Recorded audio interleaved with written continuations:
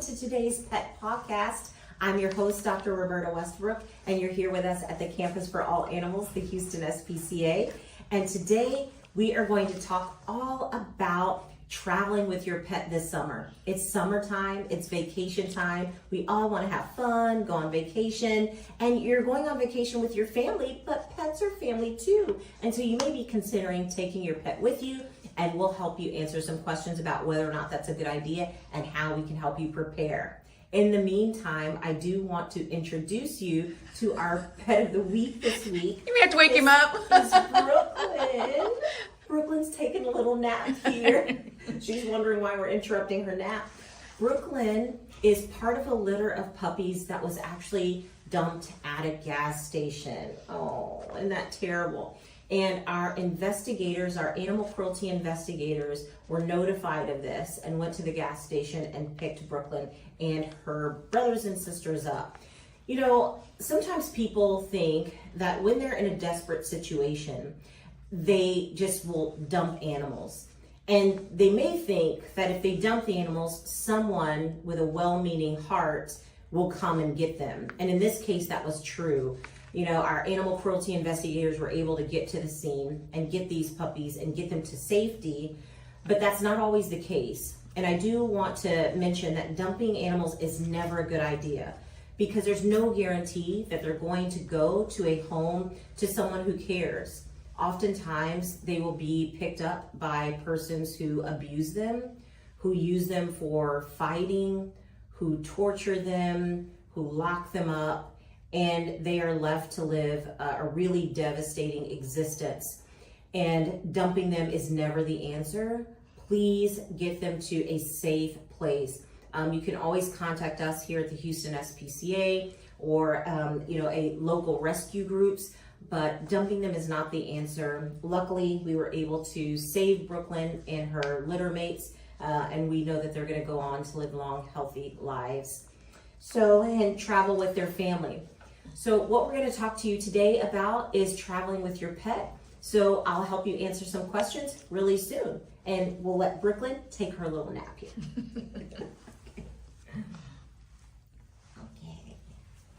Okay, what questions do you have about traveling with your pet this summer? So let's start at the beginning. What are some things to consider on whether or not you should or could bring your pet? Yes, the first step is really deciding whether or not it's a good idea for your pet to come with you. And this just depends on lots of things. So one, how busy are you going to be on your vacation? Is this going to be the type of vacation where you're going to be relaxing, spending time with family and your pets? Or is this the type of vacation where you're going to be on the go, doing a lot of things, traveling, not really in the hotel room or relaxing very much? If it's going to be a very active vacation and your pet is going to be left alone for the majority of the time, it may be better to consider leaving your pet with family or friends or a boarding facility where they can live a more regular life with people who are going to be able to spend more time with them. But if you're having a relaxing vacation, maybe you're just going to the beach, going to a beach house for the summer, bringing your pets along is always a good idea to have them with you. So what about the actual, the journey? I guess let's talk about first, as far as transportation goes in the car. You're going to take you've determined that you are going to take your pet and you're going to take him in the car. Take us through that. Right. So if you're traveling in the car, there's a couple of things that you want to be aware of. One, if you've never traveled with your pet before in a car, one thing that can help is knowing whether or not your pet gets car sick. So if your pet gets car sick and you know this, it's a good idea to talk to your family veterinarian about medications that can help prevent nauseousness. That way, your pet can have a comfortable ride and you can have a comfortable ride as you travel to your destination. The second thing is making sure that your pet has proper restraint on the car ride. Whenever you're riding in a car, it's very important that everybody is safe. So we wear our seat belts and we want our pets to be able to be restrained safely as well. If you have a large dog, it may be best if you fit your large dog with a harness and attach the harness to the seat belt. There are harnesses and doggy seat belts that you can purchase at your local pet store, and that would be the best thing if you have a large dog that may not fit in a crate in the back of your car. If you have a medium, small breed dog or a cat, the traveling in a crate might be the most appropriate thing. Traveling in a crate allows for your pet to travel safely, but also, being able to be comfortable in the crate. The crate should be an appropriate size such that your pet can stand up completely, lie down completely, turn around, and even have space for a bed and food and or water bowls. So make sure that the travel crate is appropriately sized. And those are the best things for restraint. A caution, do not let your pets travel in the bed of your truck. Pets traveling in the bed of the truck are at risk and at danger for falling out of the truck and not being secured properly. Make sure that if your pet has to be in the bed of the truck, that it's in an enclosed crate and that it is secured to the truck so that the crate does not shift and your pet does not shift unnecessarily inside the crate. Ideally though, your pets would be inside the car or inside the truck with you and properly secured. What about those that you had mentioned, a lot of good things about the restraints and a crate for a large dog. What do you think about those buckets? Sometimes you see those little buckets, and then the buckets I think are attached to the seat belt. Are those safe? Yeah, I think as long as it's comfortable and it's secure, I think that can be a good option. I have not tried a bucket type seat personally, but you want to make sure that there's plenty of space for your animal to move around as well. So you don't want it to be so restricting that they're unable to move around comfortably or curl up comfortably. So you may have to determine if that's the best type of restraint for your pet. If it's having them just attached free with a seat belt and a harness, or putting them in a bucket maybe for a small breed dog, or whether a crate may be best for you. Certainly you can talk to your veterinarian to help you determine which one of those may be the best travel option for you. Okay, great. Let's talk about preparation for this journey. Do you recommend that all pets see their veterinarian, and do they need to see their veterinarian if they're going to go see Aunt Sally in Virginia or somewhere out of the state of Texas? Are they allowed to cross state lines? Yeah, that's a great question. So you may be traveling somewhere familiar. You may have been there plenty of times before. So for you, it may seem like a pretty basic, straightforward trip, but there's a few things to consider if you're going to be taking your pet. So if you're traveling with your pet across state lines, you should have a travel certificate or a health certificate that you get from your veterinarian. What the travel certificate does is it proves that your pet is traveling across state lines and is free of disease. Oftentimes, diseases can cross state lines just through regular travel, and states want to be able to protect their citizens and the animals that live in their state by making sure that any pets that cross state lines have health certificates. And this goes for dogs, cats, but also horses as well. So having a travel certificate is important. That travel certificate is only good for 10 days. So you need to make sure that you schedule ahead of time an appointment with your veterinarian and that you're traveling within that 10 days. Okay, great. So in terms of supplies, I know I guess it all depends on how long you're going to be away, but walk us through some things, a checklist, if you will, of things that we, there's common things we need, but maybe some other things that we may or may not think about in terms of, keeping them busy, like this puppy here. Yeah, absolutely. So traveling with your pet, make sure that you bring the comforts that your pet is used to. So we talked about crates, food and water bowls are pretty intuitive. You want to make sure that you have a way to feed and water your pet. You want to make sure that you have a leash and or a collar or harness, And you want to make sure that you have some bedding for your pet so that when they sleep, they can sleep comfortably. And then ideally you would have toys for them, plenty of toys to keep them busy. All of these things are likely items that you have currently in your home. You want to make sure that if you're going to be traveling for an extended period of time, several days or a week, that you have some of those comforts that are going to make travel for your pet more comfortable and more safe. So bedding supplies, leash, harness, food, water bowls, those things are important. Now, you also want to make sure that if you're traveling and you're going to be in a new place, that you are making sure that you carry with you your pet's medical records and your vaccine records, because you may never know when you might need to board your pet on an emergency basis. So have your pet's medical records with you. Make sure that your pet has some form of identification. So you want to make sure that your pet has a collar with a tag on it. That tag should have your pet's name, and your contact information. And in a best case scenario, your pet would have a microchip. A microchip is an electronic chip that's implanted just underneath the skin, behind the neck here, between the shoulder blades. And what it does is if your pet ever becomes lost and finds him or herself in a veterinary hospital or a shelter, we can use a universal microchip scanner. We can scan your pet, find that microchip. And what we do is use that information on the microchip to contact you. We can call the microchip company, they will give us your contact information, and we're able to reunite you with your pet. So if you're traveling, make sure that you have your pet's microchip information updated and all their medical records with you and updated as well.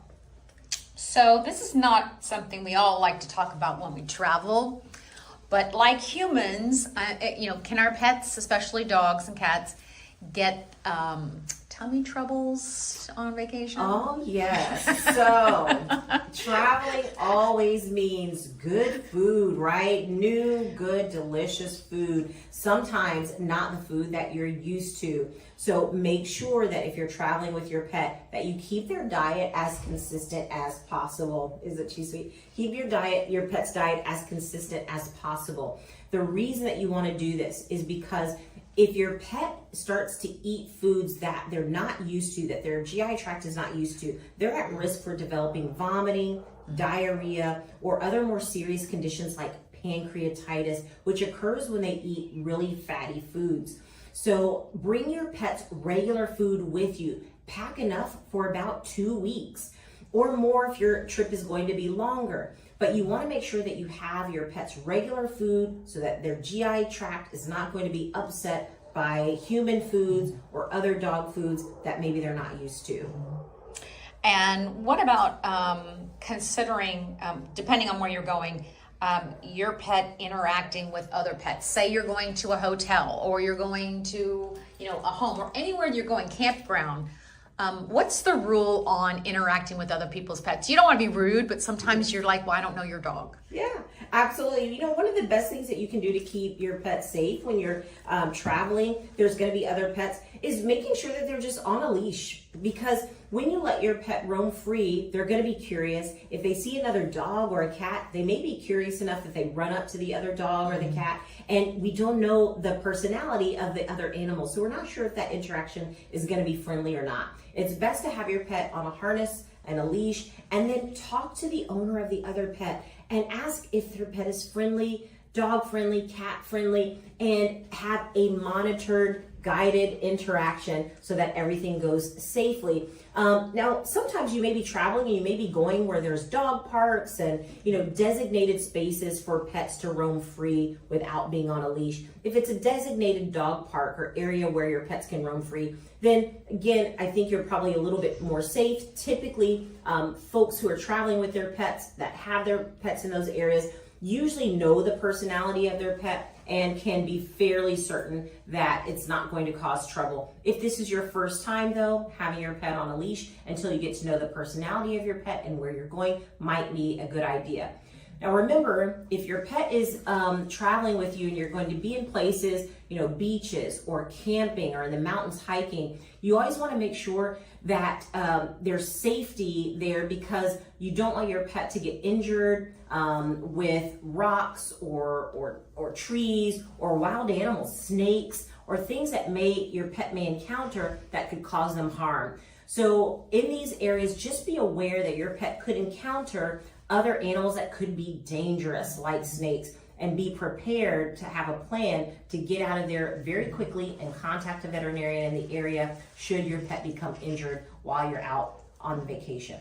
Do you recommend, if you go camping or you go to the beach, when you mentioned snakes, getting like a rattlesnake vaccination? Yes, if you hike very frequently and that's something that you do and you think your pet is at high risk, which you can talk to your veterinarian about whether your pet is at high risk for a rattlesnake bite, then certainly vaccination may be something that you consider.